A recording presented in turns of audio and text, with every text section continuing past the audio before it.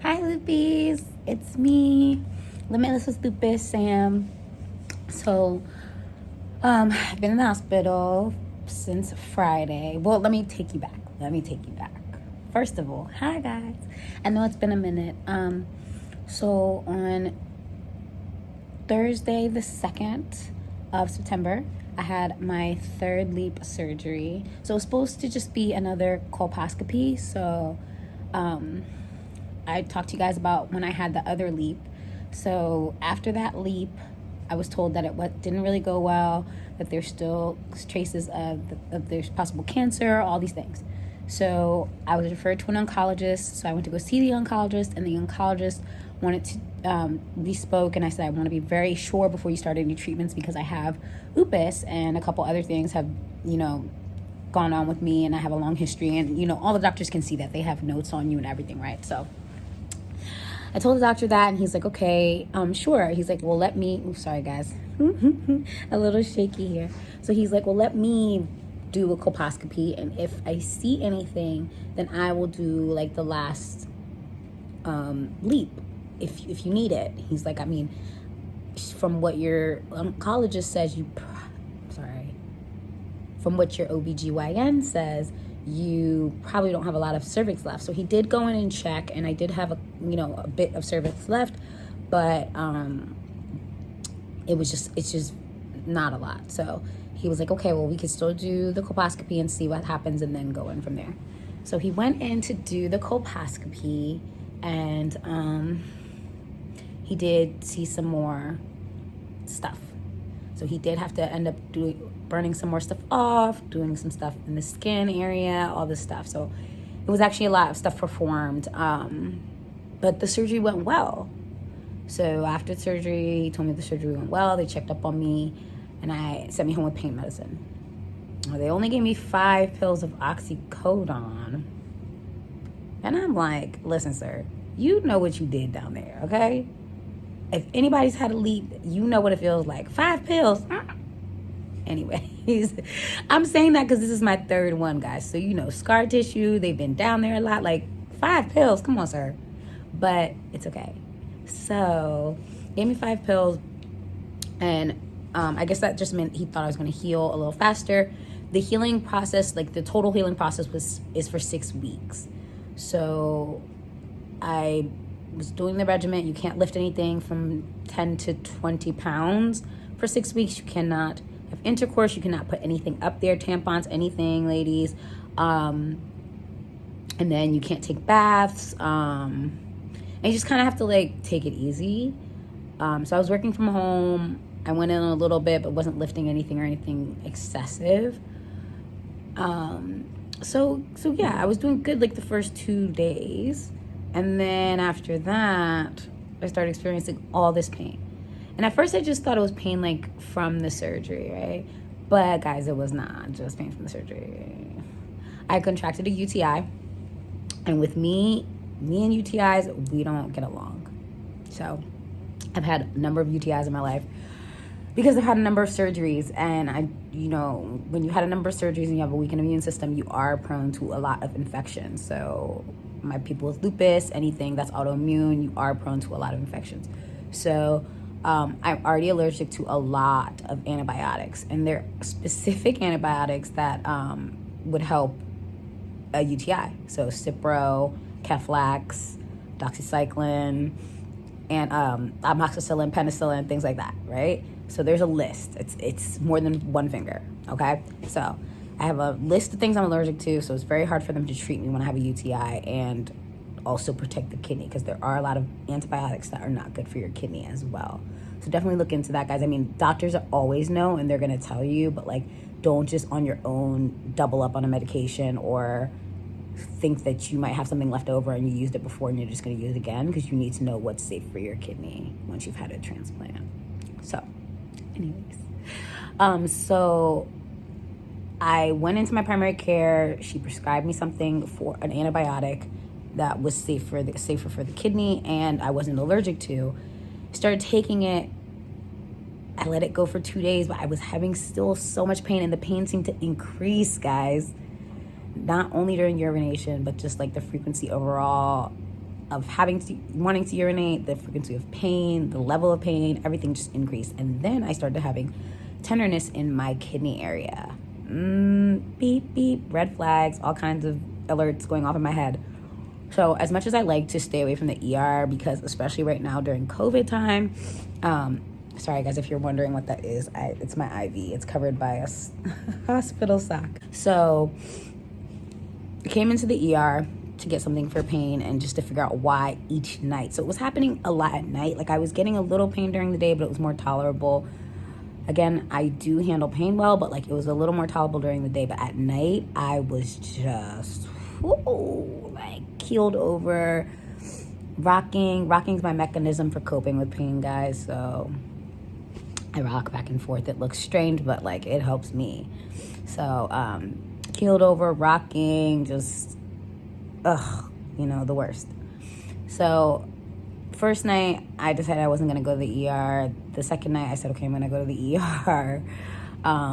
It was a long battle of like, should I go, should I not go, should I not go? And I know in your head you're probably like, what is the question? Just go, right? But I know when I go into the ER, it's not always just what I want to go into ER for, like pain, or I just need help with this, or I just this. They always take a look at my complex situation. And I had gotten labs right before my surgery. And I saw the labs. My GFR, which is your kidney function level, had dropped from a 32 to a 26. And my creatinine was up to 2.4. Now, I'm normally in the 2.4, 2.5 range, but before I was lower. I had gotten down almost to like 1 something, like 1 point something, which is really good. So something had changed. So I decided to go into the ER because not only the pain, but then like I knew my labs and everything. So I tried to wait it out, but I was like, I need to go in. So I went in. And of course, just like I said, they did treat the pain, but then they were like, oh, these labs, this kidney, oh no. So they did a scan, check everything, and they were like, we're really concerned. Your creatinine now is at a 5. So when I saw it last, it was at a 2.5, and it had gone up to 5, guys. So like, it's really important to, even when you're feeling away, go in and have them checked, just because you don't know what's changing in your body. Your body's changing all the time. Levels are changing all the time, and 5 is really high. I had no idea. So 5 was my creatinine level, and so they decided to admit me, just like I thought. So I was prepared, guys. I did pack a bag and everything. You see, I need my little cute scrubs. I have my own scrubs because I prepare for these moments. But I knew they were going to admit me. I was in so much pain, plus the kidney and everything. So they did admit me. And I also knew they were going to admit me because the transplant team called me and they were like, we need you to go get repeat labs. We saw your labs from your surgery and we're concerned. So I didn't end up going to Inova where I got my transplant done. I ended up going to my local hospital here in Arlington. So I'm here now. And they ran tests, they did stuff. They discovered that I had an infection in the kidney and in my blood from the UTI, guys. I'm going to find out the name and tell you guys again. I'll insert it right here on the screen because they told me it, and you know these technical terms, sometimes you forget. But yes, I was very like, what? So quickly? It happened so quick. I don't even know. It had to be in a course of either hours or day or two, because I just got the UTI. Like, I had no symptoms before. I got symptoms. I literally scheduled a same-day appointment with my primary care. Like, and then it transferred. So just be careful, guys, because you know, once you have this new kidney, you really have to take care of it, and you really need to know the stuff that's going on in your body and the different things that can affect it. Right now, I've been in here since Friday. Again, it is now Monday evening. It's going on Tuesday.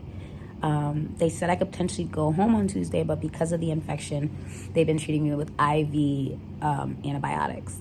And so they want to continue the IV antibiotic treatment. So they would have to send me home with either a PICC line, a midline, or a central line. So PICC line and midline are kind of obvious. I've had them before. The only issue that they're seeing is because I've had 2 bouts of rejection with my kidney. They're concerned that There may be a chance that I may go on dialysis again. We pray against that in Jesus' name. No, no, no, no. But the doctors are always err on the side of caution, so they wanted to keep all the big veins available in case I needed to do hemodialysis. So their thought is maybe a central line instead to keep the veins. So we'll see. I haven't gotten the official word, but they did set up home health care for me. I got the call this morning from the home health care team that they're delivering the meds. So hopefully they're able to put a line in tomorrow and send me home. Prayers up, guys. I will keep you updated. I will make an updated video and either separate it and put in a separate video or attach it to this. We'll see. But more to come. This is just to let you guys know. And I'm feeling a lot better. You know, I don't no longer need pain medicine. I'm on the, I'm just going to show it to you here. I'm on a drip, an antibiotic drip. So they have antibiotics and fluids going, which makes it really hard because you're paying a lot. But, yeah. So, and let me just tell you, it was a whirlwind coming in here, guys. It was not just smooth sailing coming in, own room, all this stuff. It was a lot. I'll tell you at a different time, but yeah, it was a lot. The ER is always not like the most pleasant place to go to get admitted. I'm not saying they take great care of you. I'm just saying to get where you need to go is not always available rooms and beds, and COVID's going on and all this stuff, and it's just a lot. So yes, when they first put me in a room, I had a roommate, guys, a roommate, okay? It was an older woman, and she had her own set of things going on. I had my own set of things going on. We're trying to share a bathroom. It was just too much. Already COVID's there, so we're both wearing masks in the room. We both have TVs, but only thing separating us is a curtain. So I wanted to be mindful, so I didn't use the phone or the TV because I know I stay up really, really late. She was in bed by like 9. I asked right away, as soon as they put me in the room, I was like, I need to be transferred. My immune system is weak. I don't feel comfortable. I don't feel safe. All these reasons, all these things. They did get on it right away, and like the next morning, I did spend the night in the room with the roommate, and then the next morning I was transferred. But and I get it. Like the hospital is so busy. There's no rooms. There's so many patients, so they have to do what they had to do, and they were very quick about it. So yes, but that's another thing you just have to think about when you're headed to the ER, or even just knowing you're about to get admitted, that like there is a possibility that like there may not be a lot of space, so you may have to be uncomfortable for a little bit or something like that. And yeah, it sucks, but it's life, guys. You got to deal with it. So I kept my mask on. I kept my precautions because I know I need to take the necessary steps to make sure that I am taking care of myself and making sure I'm safe, you know? So yeah, more to come on my status, guys. I will keep you updated. I will let you know. I'm in my private room now, so that's great. I will keep you updated. Also, always check your chart, because they had something on my chart from years ago, which was C. diff. And in my previous videos, you've probably heard me talk about C. diff, but they put you on isolation for C. diff. And I haven't had C. diff in years, but you have to test out. Like they have to test it again to make sure you don't have it. And I tested out at Inova Hospital, but I didn't test out at this hospital. So like, guys, make sure like your chart is up to date at every hospital you go to, because it sucks if it's not. So I had to go through a couple tests here just to get back updated and stuff. So make sure your stuff is updated. Ask questions, ask nurse questions, ask if there's visitation, ask all that stuff. So, and luckily for me, there is visitation. People can visit from 10 to 8 p.m. So 10 a.m. to 8 p.m. 10 a.m. to 8 p.m. as far as I know, all days. So that's exciting. I'll keep you guys updated. Keep me in your prayers. All right, y'all. So it's 12 a.m. and I'm in the hospital. Been here. This is like day 3 or day 4 or something like that. I lose track when I'm in here. Anyways, my IV just blew. Yeah. So I was watching the VMAs. Well, I guess the rerun of the VMAs. But now I got to do a new IV. So let's see how it goes. Those of you who know, like, who've been in this position, if you have weak veins or like are hard to stick, this sucks. But luckily, my nurse has a vein finder. Let's see how it goes. I'll keep you up to date.